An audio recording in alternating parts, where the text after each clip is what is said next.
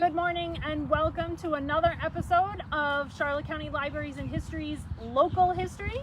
And today we are going to be talking about the 1930s. This is part 2 of my Charlotte County Through the Decades program, Centennial program.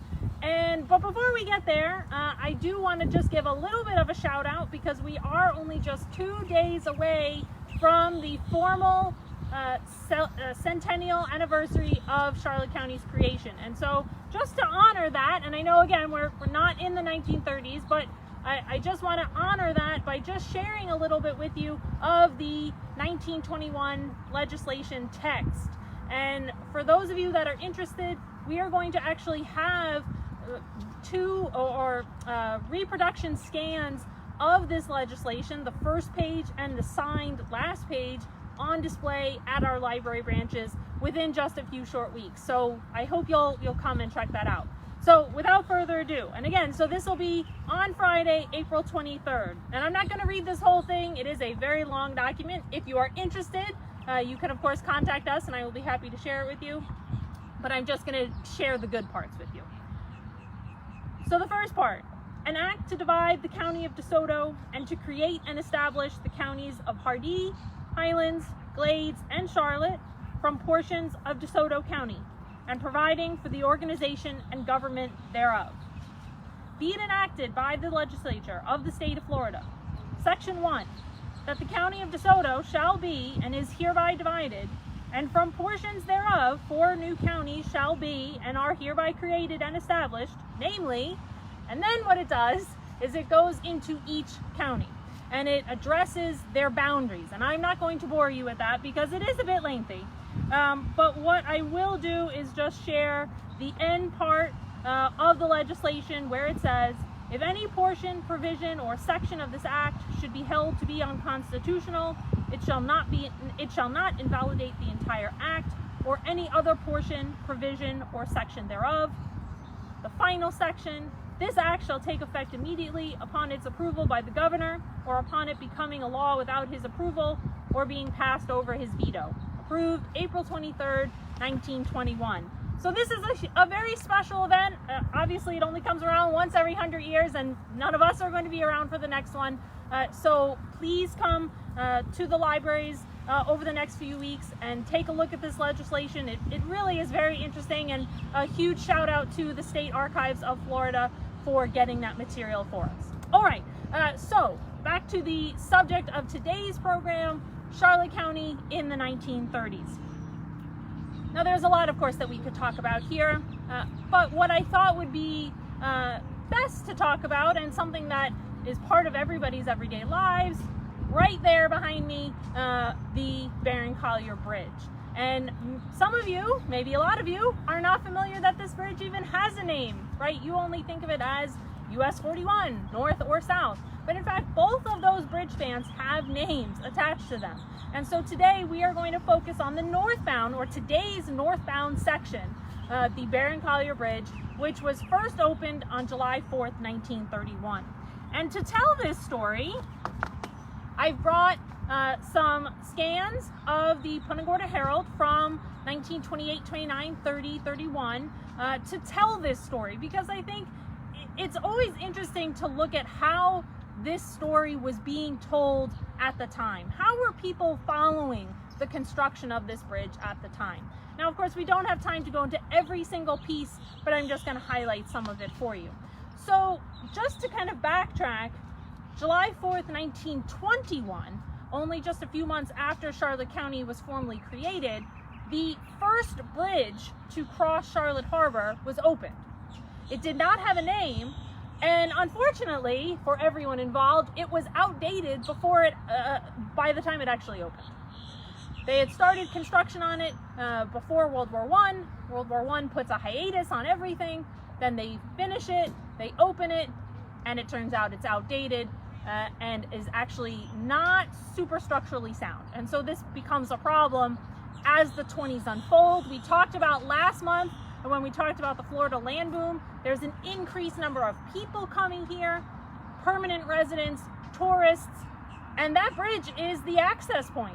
right, for many people. So having an outdated and quasi-dysfunctional bridge is not helpful when you want to encourage people to come to this area.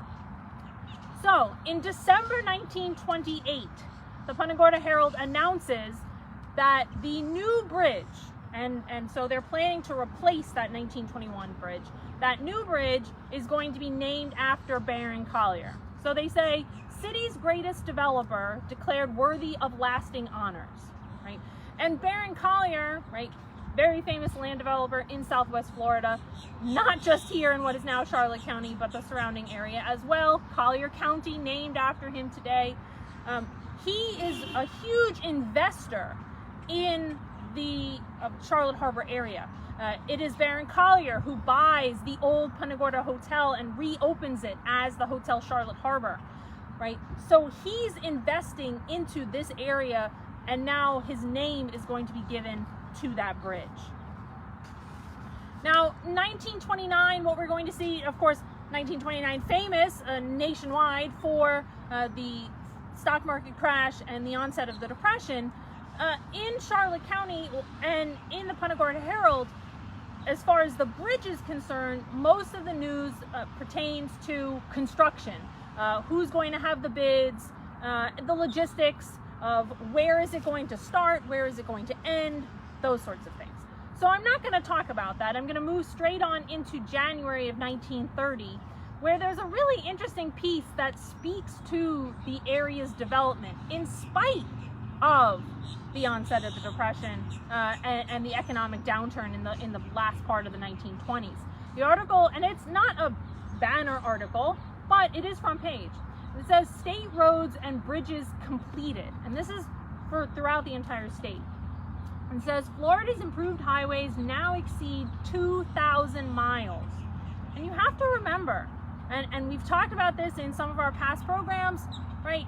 Florida is not populated heavily south of Tampa for a very long period of time, and really only in the 1920s was getting those folks coming to South Florida. So the fact that there are now this amount of roads, highways, getting people to come down here, making it easier to travel, this is a really big deal. And so I just wanted to, and the new bridge is going to be, of course, a part of that network.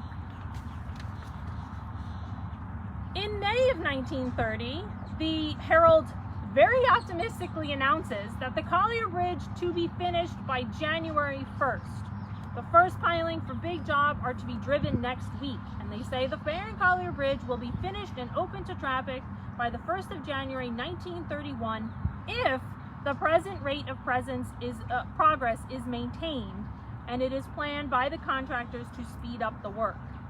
Now we all know, whether it's 1921, 1930, 2021, construction projects don't always go as planned. And so this announcement that the bridge is going to be open and ready for traffic in January of 1931 is in fact premature. And it doesn't take very long for the reason for this to come out. In June of 1930, June 13th, 1930, the Punta Gorda Herald announces that there is a contracting dispute. A dispute between the contractors and the engineers supervising the construction of the Barron Collier Bridge, which has arisen over the pilings that have been made for use in the structure, has operated to cause what amounts to a practical shutdown of work on the bridge.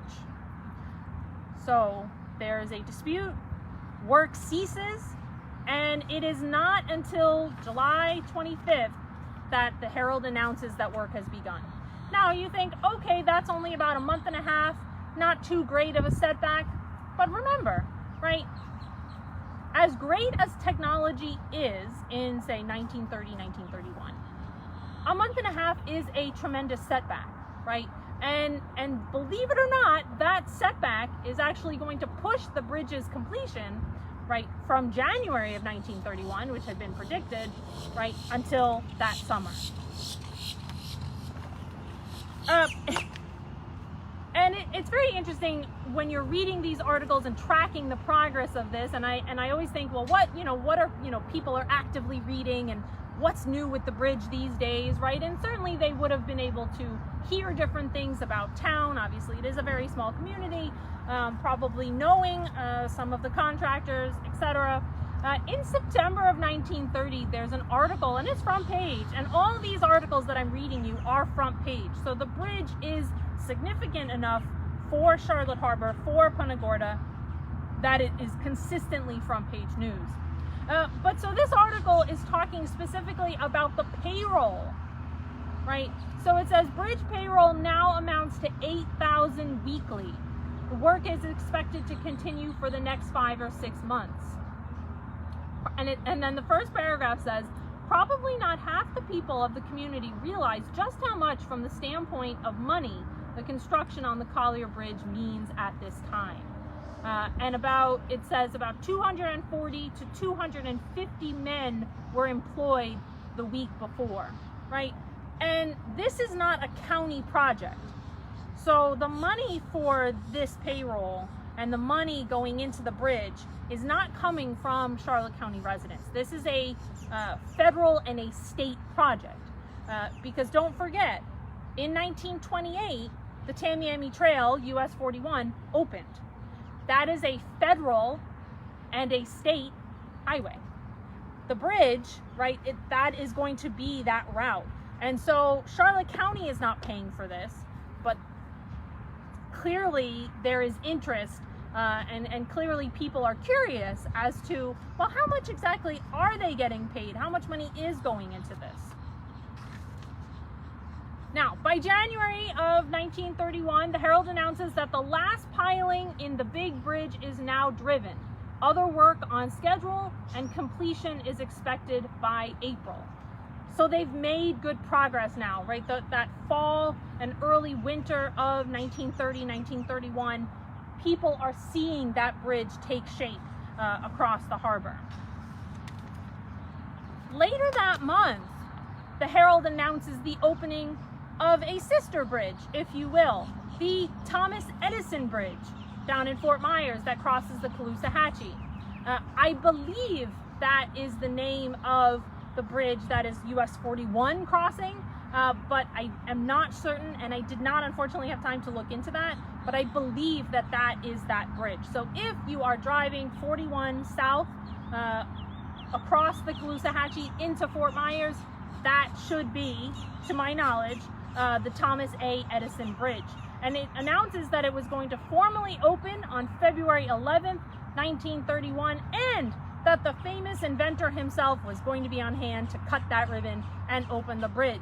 And it's a quite lengthy article talking about the plans and the ceremonies, and I'm sure that that factored in to the plans that were soon going to start to be developed here for what the bridge opening here should look like. And in fact, in March of 1931, March 27th, 1931, the Herald announces that July 4th is decided on for the dedication of the new bridge. So it'll be exactly 10 years since the opening of the original bridge that now the plan is to open the new Barron Collier Bridge.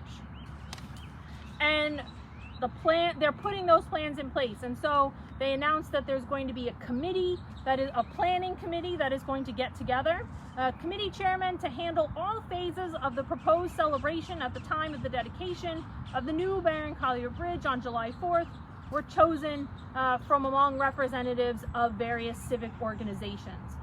And so you have this representation of the community who are now going to sit down and figure out what exactly do we want this gathering to look like.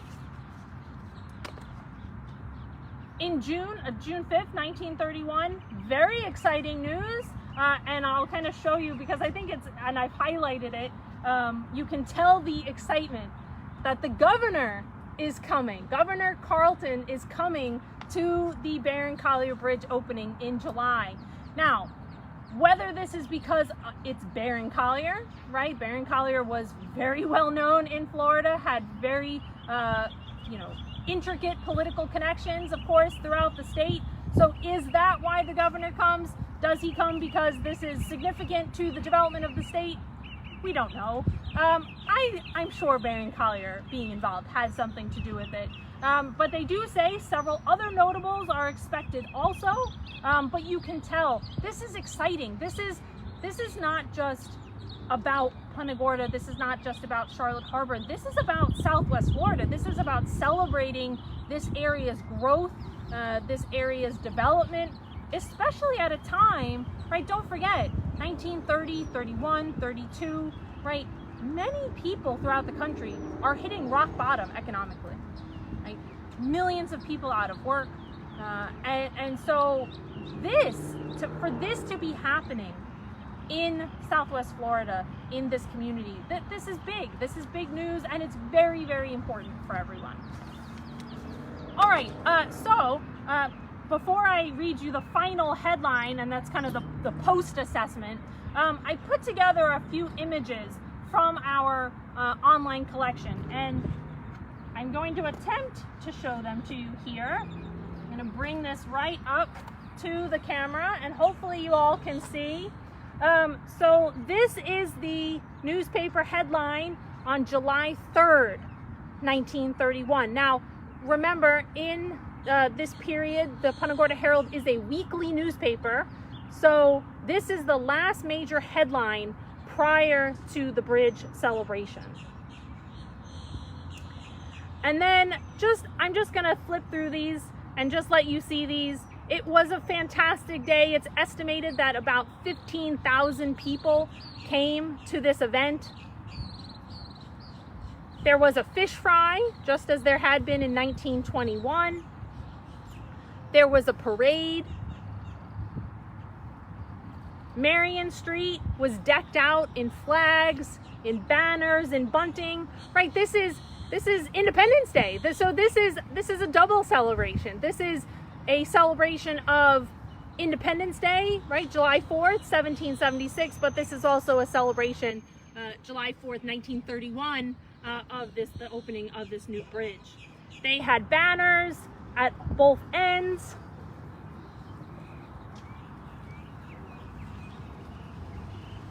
We can imagine that it was quite a day. And of course, having the governor on hand, having Barron Collier on hand, this just had to make everyone, I mean, for the people of Punta Gorda, you really feel that your community is on the map, that you are being noticed, that you are going someplace. And I know we associate the growth of this area more so with post-World War II, and that's definitely true in terms of the number of people, the amount of development, absolutely. But that first bridge opening, the opening of the Barron Collier Bridge, this is huge, and this certainly makes a lasting impression. And the one final thing I'll show you, this is the post-event headline. So this is the headline of the Punta Gorda Herald on July 10th, 1931, and you can see, right, 15,000 attend celebration and formal opening new Barron Collier Bridge, right? So this really is going to go down as a very important event, and I think, you know, today when we cross these bridges every day, many of us, we cross these bridges and we don't think, first of all, we don't think that they have a name, but we don't think about the history behind them, and we don't think about the people who were involved in it, the people involved in its construction, and those 15,000 people, not only from Charlotte County, but from across Southwest Florida, representatives of the state who were here on hand to celebrate that fantastic event. So thank you for joining me once again for our Charlotte County Through the Decades, and I will hopefully see you next month where we talk about the 1940s, so stay tuned. And once again, everyone, happy Centennial!